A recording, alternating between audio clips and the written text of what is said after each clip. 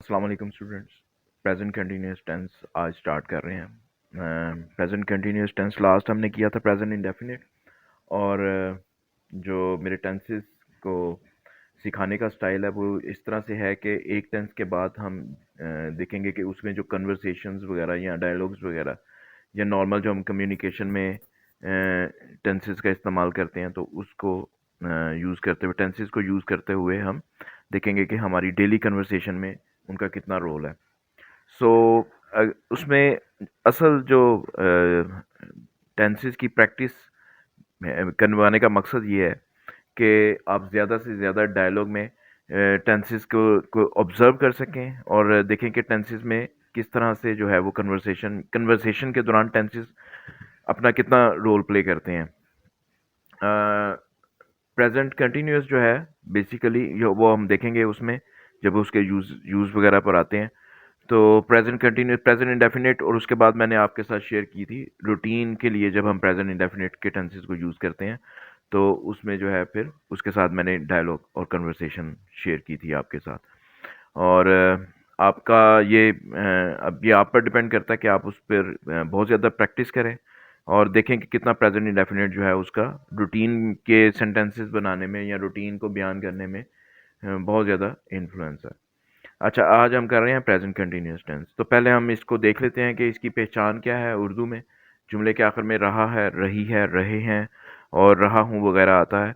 और इसकी मिसाल जैसे मैं खाना खा रहा हूँ, वो आजकल स्कूल नहीं जा रहा है, हम रोज़ अपना सबक वक़्त पर याद कर रहे हैं, तुम किधर जा रहे हो?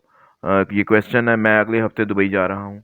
इसमें गौर करें कि जा रहा हूँ, एक कुछ इसमें इसमें भी आपको थोड़ा-सा अंदाज़ा हो जाएगा कि हम उर्दू के जुमलों से भी थोड़ा-सा अंदाज़ा होगा कि हम कहाँ पर इस्तेमाल कर रहे हैं। कुछ एक्शन ऐसे हैं जो कि आप वो जारी है action, this tense is also called a progressive tense, क्योंकि इसमें किसी काम के जारी होने के बारे में बताया जाता है कि वो मैं खाना खा रहा हूँ। तो मैं खाना खा रहा हूँ मतलब इस वक़्त मैं ये एक्शन परफ़ॉर्म कर रहा हूँ। तो ये जो है जो एक्शन कंटिन्यूअस हो, प्रोग्रेसिव फॉर्म में हो, जारी हो, तो उसको बयान करने के लिए यूज़ होता है। और इसी तरह समटाइम्स कोई ऐसी एक्टिविटी जो आप ना कर रहे हो, जैसे वो आजकल स्कूल नहीं जा रहा है तो डिसकंटिन्यू है एक्टिविटी, ऐसी बातें। और इसी तरह मैं अगले हफ्ते दुबई जा रहा हूँ, ये एक बहुत ही इंपॉर्टेंट नोट करने वाला पॉइंट है कि प्रेजेंट कंटिन्यूस को हम समटाइम्स फ्यूचर प्लानिंग के लिए भी यूज़ करते हैं। फ्यूचर प्लानिंग में एक पॉइंट है कि फ्यूचर प्लानिंग में जब प्रेजेंट कंटिन्यूस का यूज़ करते हैं तो इसका मतलब ये है कि ये आपका कंफर्म प्लान है।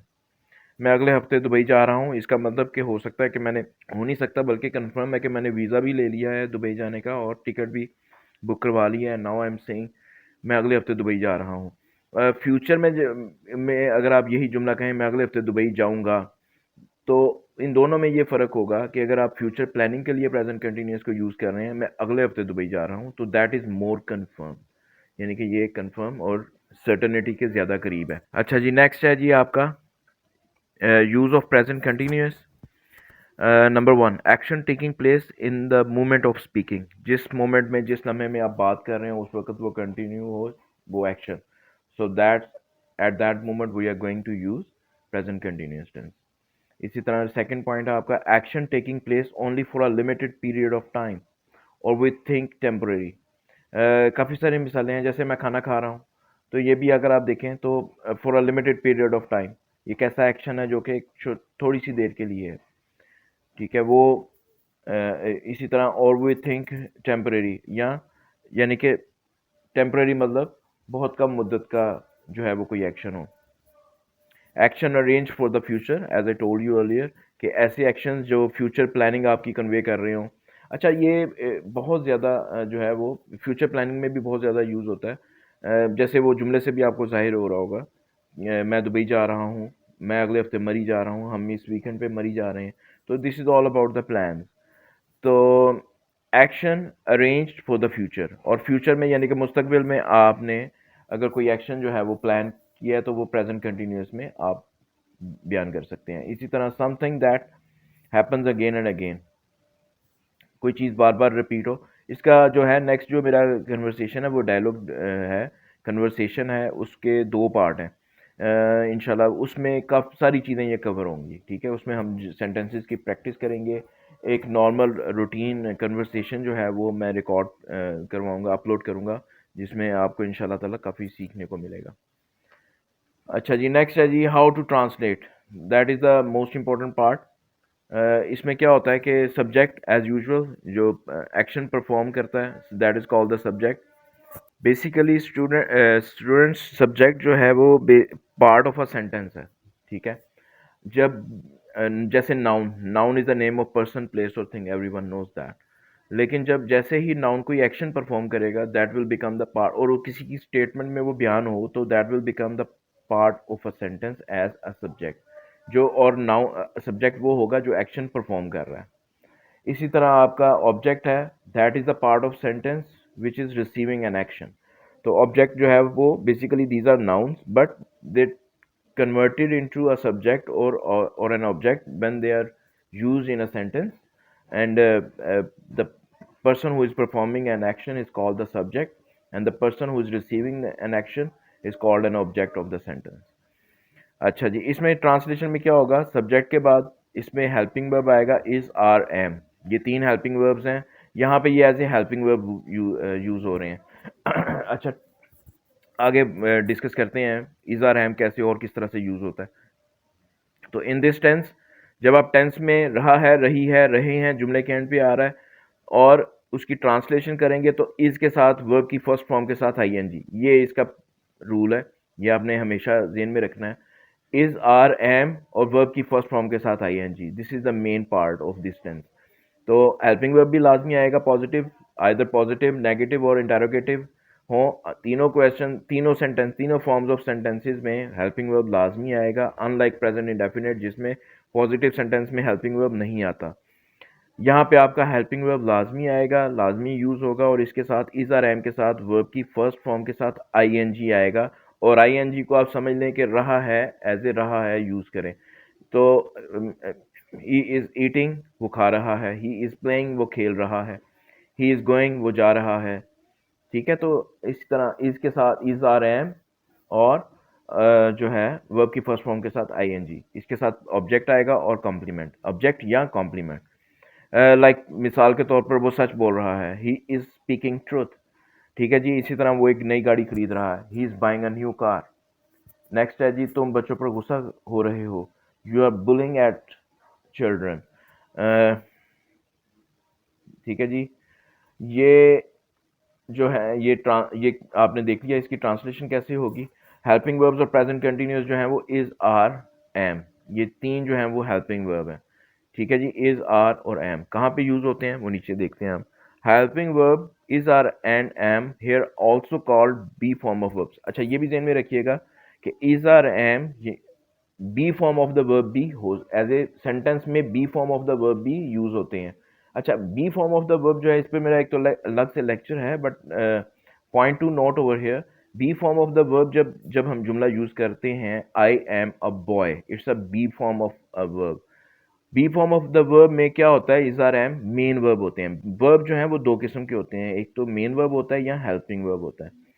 इज आर एम जब be form of the verb होगा तो उसमें वो मेन वर्ब का रोल प्ले कर रहा होगा, जैसे आई एम अ बॉय, और यहाँ पे वर्ब के बाद जो है वो बॉय नाउन आएगा, ठीक है। और ये be form of the verb में जो बॉय है, जो क्वालिटी है या जो नाउन है, वो सब्जेक्ट को डिस्क्राइब कर रहा होता है। She is beautiful, she is beautiful, तो ब्यूटीफुल जो है वो एडजेक्टिव है यहाँ पे और वो शी को डिस्क्राइब कर रहा है। तो इस जो है वो यहाँ पे be form of the verb है। जबकि प्रेजेंट कंटिन्यूअस टेंस में इज आर एम जो है वो as a helping verb use हो रहा है और इसके साथ वर्ब की फर्स्ट फॉर्म के साथ आईएनजी लाजमी यूज होगा। तो ये है डिफरेंस।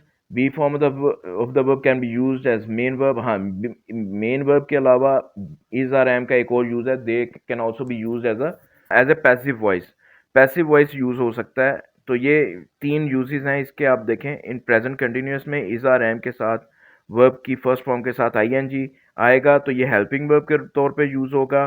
पैसिव वॉइस में भी एज ए हेल्पिंग वर्ब होगा, लेकिन उसमें वो जब हम पैसिव वॉइस देखेंगे उसमें आपको पूरा मैं बताऊंगा कि किस तरह से आपने उसकी ट्रांसलेशन करनी है। But the point to note here, अगर B form of the verb use हो रहा है तो वो किसी चीज़ के मौजूद होने और ना मौजूद होने की तरफ इशारा करता है या किसी की क्वालिटी को डिस्क्राइब करता है। तो so you understand the point difference between कि इज आर एम कैसे be form of the verb use हो रहा है और कैसे helping verb as a helping verb present continuous tense में यूज हो रहा है। नेक्स्ट है जी आपका आर जो है वो किन किन के साथ, किन किन सब्जेक्ट्स के साथ आर यूज होगा। Very easy, you might be aware of it. We, you, they और प्लूरल नाउन के साथ आर आएगा। इसी तरह एम जो है वो स्पेसिफिकली फर्स्ट पर्सन आई के साथ यूज होता है। और जो इसी तरह आपका जो है इज जो है वो ही, शी, इट और सिंगुलर नाउन के साथ यूज होगा। ही, शी, इट और सिंगुलर नाउन के साथ इज यूज होगा। और यहाँ पे प्रेजेंट कंटिन्यूस टेंस में मेन वर्ब को हेल्प कर रहा है, ठीक है, इज आर एम। और इज जो है वो ही, शी, इट और सिंगुलर नाउन के साथ यूज होगा। आर जो है वो वी, यू, दे और प्लूरल नाउन के साथ यूज होगा। एम जो है वो फर्स्ट पर्सन आई के साथ इस्तेमाल होता है। Helping verbs are used with positive, negative and interrogative. Of course sentence ये मैं आपको पहले ही बता चुका हूँ। इसी तरह हेल्पिंग वर्ब जो है is are am use as passive voice with third form of the verb. तो इज आर एम जो है वो पैसिव वॉइस के लिए भी यूज होता है, लेकिन पैसिव वॉइस में थोड़ा सा इसमें हम देखेंगे कि कब ये यूज होता है और इसके साथ क्या वर्ब कैसे ट्रीट करता है और ये वर्ब का कैसे हेल्प करता है। Third form of the verb उसमें यूज होगी। जहां पे भी इज आर एम के साथ third form of the verb आए तो आप समझने कि ये पैसिव वॉइस है, पैसिव टॉन है। ठीक है जी। इसी तरह ये तीनों पॉइंट क्लियर हैं। Let's be on the tenses side. आपको अंदाज़ा हो गया प्रेजेंट कंटिन्यूस का। नेक्स्ट है जी आपके negative sentences. Simple, he, she, it और सिंगुलर नाउन के साथ is not. We, you, they और प्लूरल नाउन के साथ आर नॉट और आई के साथ एम नॉट। और इसी तरह वर्ब की फर्स्ट फॉर्म के साथ I N G plus object और कॉम्प्लीमेंट आएगा। He is not following my advice. You are not going out of city. I am not playing cricket. मैं क्रिकेट नहीं खेल रहा हूँ। अच्छा, इसमें ये जो है ये तो आपके सेंटेंसेस हैं। जब कम्युनिकेशन में यूज़ होते हैं तो ये जो हैं वो शॉर्ट फॉर्म इनकी ये होती है, जैसे he isn't, okay, you aren't, I ain't playing cricket, I am not playing cricket, दोनों जो हैं वो यूज़ होते हैं। तो ये शॉर्ट फॉर्म में यूज़ होते हैं कन्वर्सेशन के दौरान। इसी तरह इंटेरोगेटिव सेंटेंसेस हैं आपके। इंटेरोगेटिव सेंटेंसेस दो तरह से बनते हैं, ये जहन में रखिएगा। मैं लास्ट टाइम प्रेजेंट इंडेफिनिट में भी मैंने आपको डिस्क्राइब किया था कि हेल्पिंग वर्ब या तो स्टार्ट में आ जाता है इंटेरोगेटिव सेंटेंस बनाने के लिए, और अगर हेल्पिंग वर्ब स्टार्ट में आता है तो वो यस नो आंसर वाले क्वेश्चन सेंटेंस होते हैं, यानी कि उनका आंसर यस नो में दिया जा सकता है। Is Ali travelling to USA next week? क्या अली अगले हफ्ते अमेरिका जा रहा है? Are you eating food? क्या तुम खाना खा रहे हो? इसी तरह हेल्पिंग वर्ड्स या helping verbs at start always produce question, those questions whose answers can be yes or no, whose answers can be given as yes or no, लेकिन but answers should be yes it is or yes I am, ठीक है, yes you are, okay, so these should be the answers। आपने खाली yes और no नहीं reply करना conversation के दौरान। इट साउंड्स रूड जब आप खाली yes कहें या खाली no से जवाब दें, ठीक है। yes जो है वो आपने साथ वो हेल्पिंग वर्ब देखना है। Are you eating food? Yes I am, I के साथ एम आएगा, यस आई एम, ठीक है। यस नहीं कहना आपने खाली। इसी तरह yes, is he eating food? Yes he is, ठीक है जी। तो इसी तरह आपने हेल्पिंग वर्ब जो है आई के साथ एम आएगा, ही के साथ इज आएगा, ये देख लेना आपने हेल्पिंग वर्ब किसके साथ कौन सा आता है। नेक्स्ट इसी तरह नो का भी जब आपने रिप्लाई करना है, नो इट इजंट और नो आई एम नॉट, ठीक है। तो ये इस तरह से आपने क्वेश्चन के आंसर्स देने हैं, यस नो आंसर्स देने हैं। For question starting with W H words we should place is are am as follows. उनकी पोजीशन क्या होगी क्वेश्चन सेंटेंस में? डब्ल्यू एच वर्ड वो वर्ड होते हैं, मैं फिर रिपीट कर रहा हूँ, जिसमें जो क्वेश्चन वर्ड डब्ल्यू से शुरू हों वो डब्ल्यू एच वर्ड्स की कैटेगरी में आते हैं, और उसी कैटेगरी में वो वर्ड जो एच से स्टार्ट होते हो, एच से स्टार्ट मतलब हाउ, तो ये जो है वो आपके क्वेश्चन वर्ड्स हैं। तो डब्ल्यू एच वर्ड्स भी कहते हैं इनको, क्वेश्चन वर्ड्स भी कहते हैं। ओके, इनसे सेंटेंसेस कब बनती हैं? जब इनके और सब्जेक्ट के दरमियान हेल्पिंग वर्ब हो, तब ये क्वेश्चन बनेंगे। ये हेल्पिंग वर्ब किसी भी टेंस का हो सकता है, either present indefinite, present perfect continuous, whatever the tense is. इसका हेल्पिंग वर्ब अगर डब्ल्यू एच वर्ड और सब्जेक्ट के दरमियान में आएगा तो it will make a question sentence, otherwise it's going to be a positive word, positive sentence. like if the example which I have given below, you can see that, आप देख सकते हैं कि जब पॉइंट मैं दोबारा रिपीट कर रहा हूँ, जब डब्ल्यू एच वर्ड और सब्जेक्ट के दरमियान में हेल्पिंग वर्ब आएगा तो फिर ये क्वेश्चन सेंटेंस बनेगा। What is your brother doing nowadays, तुम्हारा भाई आजकल क्या कर रहा है। What are you wearing on wedding, तुम शादी पर क्या पहन रहे हो। और जब भी question sentence W H word में होगा तो काफ की टोन होगी, और जैसे ही आप इसका हेल्पिंग वर्ब उठा के सब्जेक्ट से आगे ले जाएंगे, जैसे नीचे मिसाल है, comes after subject, if helping verb comes after subject, it will produce a positive sentence, where you are going, where you are going। ठीक है जी, ये पॉजिटिव सेंटेंस है, लेकिन इसके साथ सेंस कन्वे तभी होगी जब इसके साथ कॉम्प्लीमेंट ऐड होगा। इज नॉट सेफ, ठीक है, is not safe. Where you are going, जहां तुम जा रहे हो, इट इज नॉट सेफ, वो महफूज नहीं है। ठीक है जी, होपफुली यू अंडरस्टैंड दैट। तो इसमें जीम की टोन हो जाएगी, ठीक है। वेयर यू आर यानी कि सब्जेक्ट के बाद मैं ले गया हूँ हेल्पिंग वर्ब को, it is converted into a positive sentence. Where you are going is not safe, जहां तुम जा रहे हो वो महफूज नहीं है।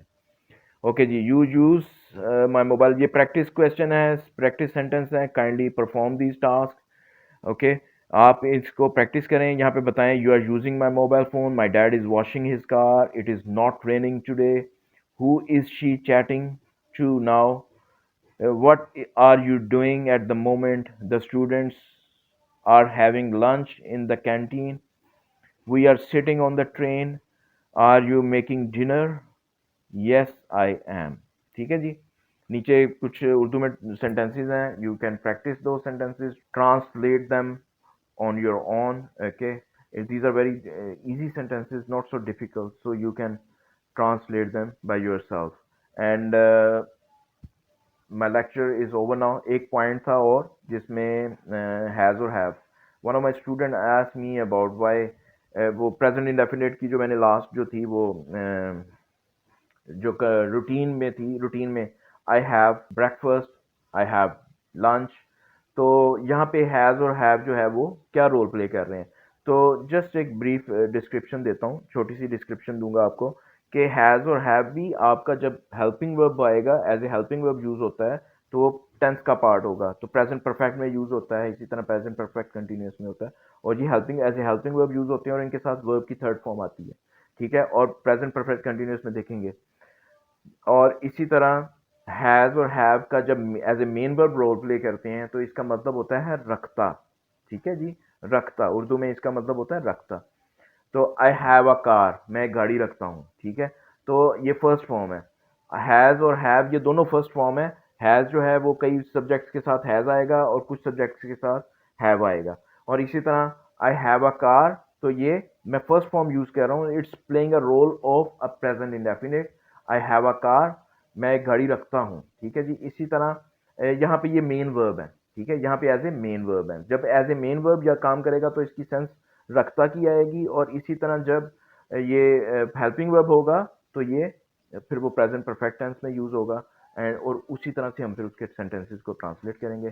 Kindly translate the sentences by yourself. Okay, I hope इंशाल्लाह ताला नेक्स्ट लेक्चर जो है वो आपका प्रेजेंट कंटिन्यूस की प्रैक्टिस है, कन्वर्सेशन। इसके दो पार्ट होंगे, एक पार्ट मेरा प्रिपेयर हो रहा है, एक पार्ट मेरा प्रिपेयर्ड है। So I will upload the video after this lecture by tomorrow, and I mean I will cover lots of conversations where we can use present continuous tense.